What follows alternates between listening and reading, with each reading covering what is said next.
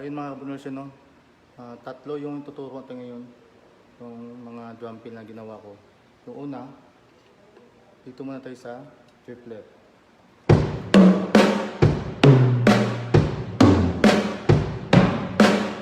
Ganun lang yun.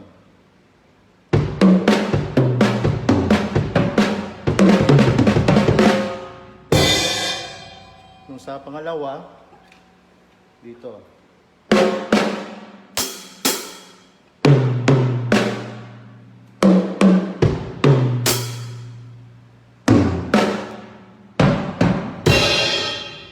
Sa pangatlo, same lang pero wala na yung ganito.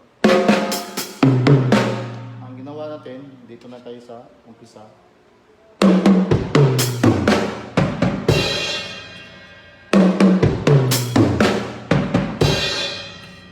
Yung sa pangalawa,